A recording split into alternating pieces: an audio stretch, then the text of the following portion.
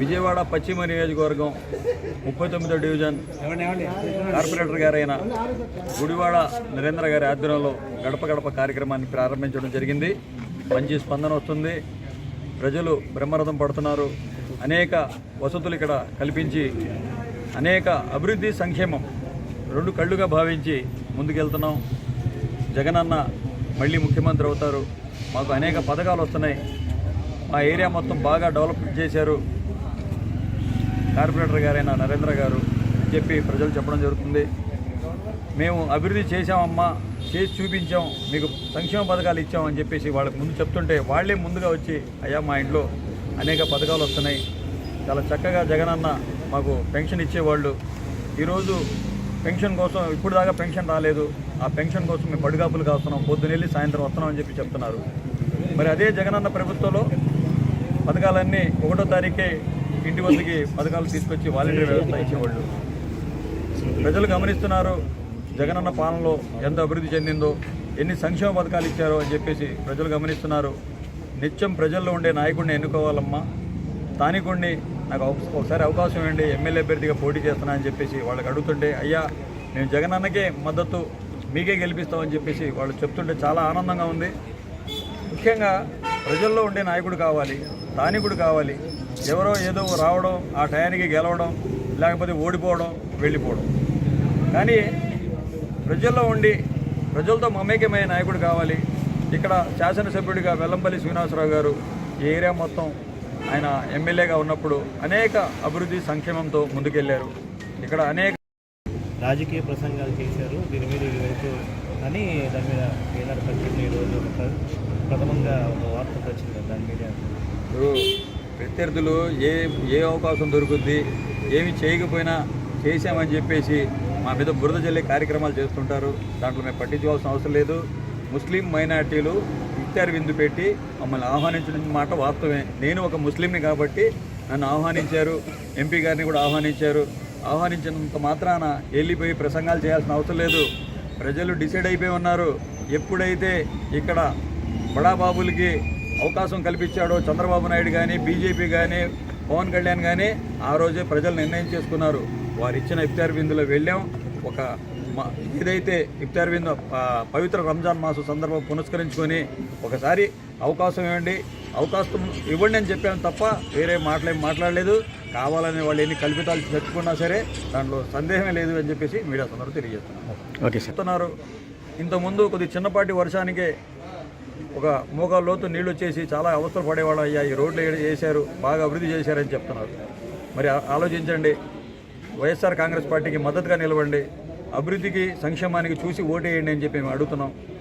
ఈ మధ్యలోనే ఎవరెవరో బడాబాబులంట, ఎవరెవరో ధనికులంట ఇక్కడ వచ్చేసి ఏదో చేసేస్తాం, ఏదో మేము జల్లేస్తాం, ఇసిరేస్తాం అని చెప్పేసి చెప్పుకోవడం జరుగుతుంది.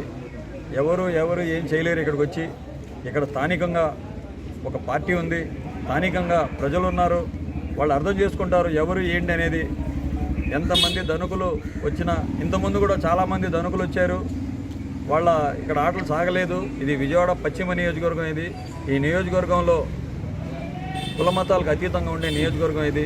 ఇక్కడ మతోన్మాద శక్తులకి చోటు లేదు. తప్పకుండా ఇక్కడ వైఎస్ఆర్ కాంగ్రెస్ పార్టీని అందరూ ఆరాధిస్తారు. అందరూ వైఎస్ఆర్ కాంగ్రెస్ పార్టీ వైపే ఉన్నారు. తప్పకుండా వైఎస్ఆర్ కాంగ్రెస్ పార్టీ ఈ యొక్క పశ్చిమ నియోజకవర్గ సీటుని కైవసం చేసుకుంటుంది. సుజనా చౌదరి గారు ఏదో మబ్బు పెట్టేసి ధనంతో ఏదో చేసేద్దాం అనుకుంటున్నారు, కానీ వాళ్ళు ఏం చేయలేరు. పశ్చిమ నియోజకవర్గ ప్రజలు ధనబలంతో ధనం ఏదో ఇసిరేస్తే మేము గెలిచేస్తామని చెప్పేసి వాళ్ళు ఆశలు చూపిస్తున్నారు. ఇక్కడ డబ్బులకు అమ్ముడుపోయే వాళ్ళు ఎవరు లేరు. వాళ్ళ కష్ట సుఖాలు తెలుసుకుని ముందుకెళ్లే నాయకుడు కావాలి, వాళ్ళకి స్థానికుడు కావాలి. మీరు అర్థం చేసుకుంటారని చెప్పేసి నేను ఈ మీడియా సందర్భంగా తెలియజేస్తున్నాను. తప్పకుండా ప్రజల్లో ఉంటా, ప్రజా సంక్షేమం ముందుకు తీసుకెళ్తా. అలాగే స్థానికుడిని ప్రజల్లో మమేకమయ్యి ఏ సమస్య వచ్చినా నా సమస్యగా భావించి వాళ్ళ ముందుంటాను. మీరు ఒక్కసారి ఆలోచించి ఓటు చేయాలని చెప్పేసి ఈ మీడియా సందర్భంగా తెలియజేస్తున్నాను. తప్పకుండా ఈ యొక్క పశ్చిమ నియోజకవర్గ సీటుని వైఎస్ఆర్సీపీ కైవసం చేసుకుంటుంది. ఇక్కడ భారీ మెజార్టీతో గెలిచి జగనన్నకి కానుగ్గా ఇస్తాను. మా పార్టీ కార్పొరేటర్లు కానివ్వండి, చైర్మన్లు కానివ్వండి, డైరెక్టర్లు కానివ్వండి, నా విజయం కోసం నా అడుగు వేసి ముందుకు వెళ్తున్నారు. తప్పకుండా అందరి నియోజకవర్గ అందరి ప్రజల ఆదరాభిమానాలతో మా పార్టీ నాయకులు కార్యకర్తల అభిమానుల అండదండలతో మంచి మెజార్టీతో గెలుస్తానని చెప్పేసి మీడియా సందర్భంగా తెలియజేసుకుంటాం. ఈరోజు పశ్చిమ నియోజకవర్గంలో 39వ డివిజన్ గుడివాడ నరేంద్ర గారి ఆధ్వర్యంలో మన షేక్ ఆసిఫ్ గారు, మన పశ్చిమ నియోజకవర్గ అభ్యర్థి గారు, అలాగే చైతన్య రెడ్డి గారు, అలాగే మైలవరపు దుర్గారావు గారు, చలపతిరావు గారు, అలాగే తంగెళ్ళ రాము గారు, రాజేష్ గారు, ఇంకా పార్టీ నాయకులు పెద్దలు, పెద్దబాబు గారు, డివిజన్ పెద్దలు, నాయకులు, చైర్మన్లు, డైరెక్టర్లు, మా పార్టీకి సంబంధించిన పెద్దలు అందరం కలిసి ఈరోజు ఆసిఫ్ గారిని తీసుకొని 39వ డివిజన్లోన పర్యటన చేయటం జరుగుతుంది. 39వ డివిజన్ చెప్పుకోవాలనుకుంటే 1-2 రోడ్ల నిమిత్తం పూర్తి స్థాయిలో ఈ రోడ్డు మాకు ఇంకా వేయాల్సిన బ్యాలెన్స్ ఉంది అన్నది లేకుండా పూర్తిగా డెవలప్ చేయడం అంటూ జరిగిన వాటిలోన 39వ డివిజన్ ఒకటి మేము గర్వంగా తెలియచేయగలం. ఎందుకంటే టీడీపీ గవర్నమెంట్లోన తెలుగుదేశం కార్పొరేటర్ అన్న వాళ్ళు ఇక్కడ ఉన్నారు. ఒక రోడ్డు వేసిన దాఖలాలు కానీ, ఒక మంచినీటి సౌకర్యం కానీ, ఒక వీధి దీపాలు కానీ, సైడ్ డ్రైన్లు కానీ, లేకపోతే ఫ్లవర్స్ కానీ, కనీసం ఏదైతే మనకి ఏ ఒక్క పనికి ఇక్కడ తెలుగుదేశం అన్నవాళ్ళు ఏ ఒక్క పని చేసి ఎరుగరు.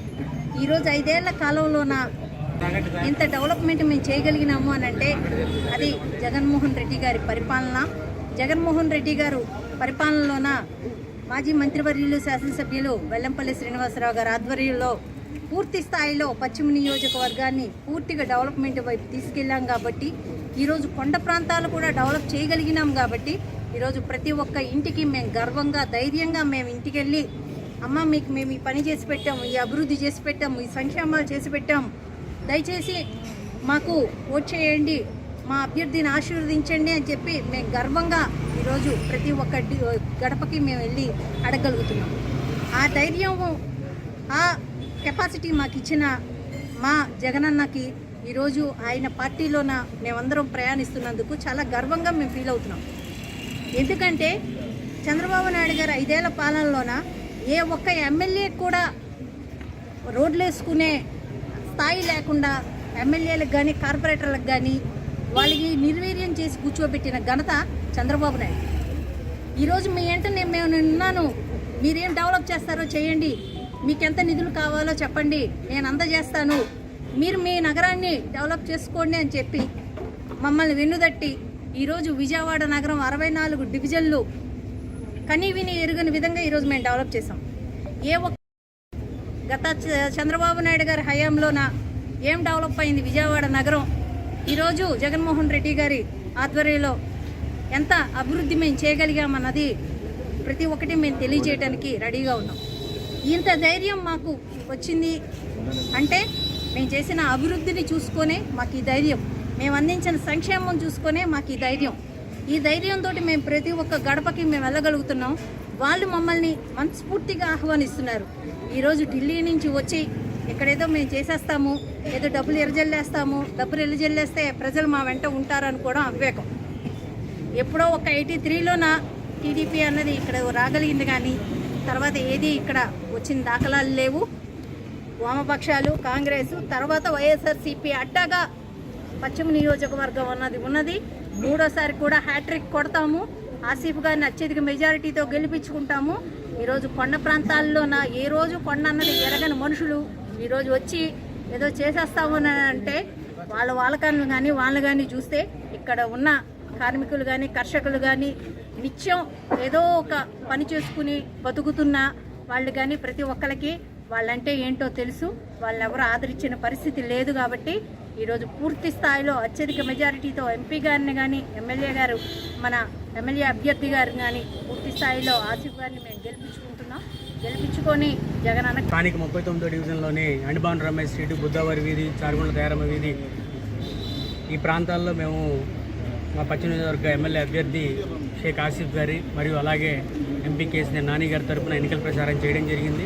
మా మేయర్ గారు కూడా దీంట్లో పాల్గొన్నారు. ఇప్పుడు ఏదైతే ప్రాంతాలు నేను చెప్పానో, ఏ విధంగా నేను చెప్పానో, ఈ విధులన్నీ కూడా ఈ గత 5 సంవత్సరాల్లోనే ఈ జగనన్న ప్రభుత్వంలోనే మేము నూతనంగా రోడ్ వేయడం జరిగింది. ముఖ్యంగా మా ఎన్నికల ప్రచారంలో మా 39వ డివిజన్లో చేసిన 8 కోట్ల రూపాయలతో చేసిన అభివృద్ధి పనులు అంటే రోడ్లు, డ్రైనేజ్ సిస్టము, అలాగే కమ్యూనిటీ హాల్స్ ఏవైతే 8 కోట్ల రూపాయలు ఈ 5 సంవత్సరాల్లో జరిగిన అభివృద్ధి, అలాగే 20 కోట్ల రూపాయలు జగన్మోహన్ రెడ్డి గారి సచివాలయాల ద్వారా డీబీటీ పద్ధతిలో ప్రజలకు అందజేసిన సంక్షేమం, ఈ రెండే మెయిన్ ఎజెండాగా మేము ఈరోజు ఎన్నికల ప్రచారంలో ముందుకెళ్తున్నాము.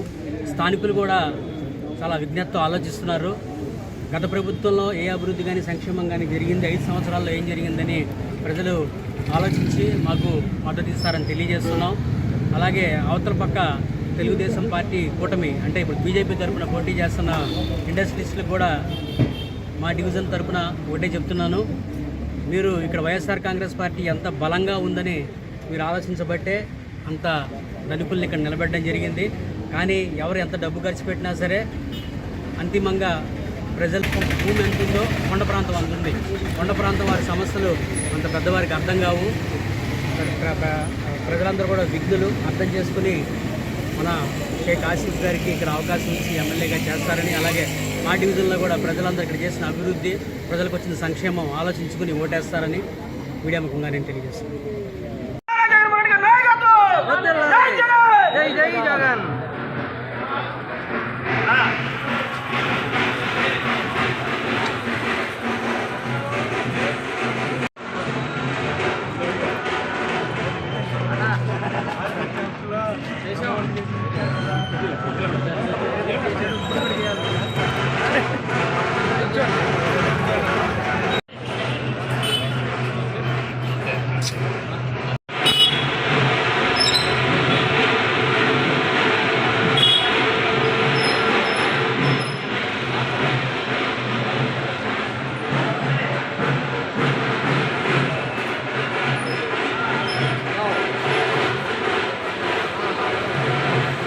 నాకు ఇప్పుడు చదివే టైం కూడా లేదు. నా పని నేను చేసుకుని బతకాలి.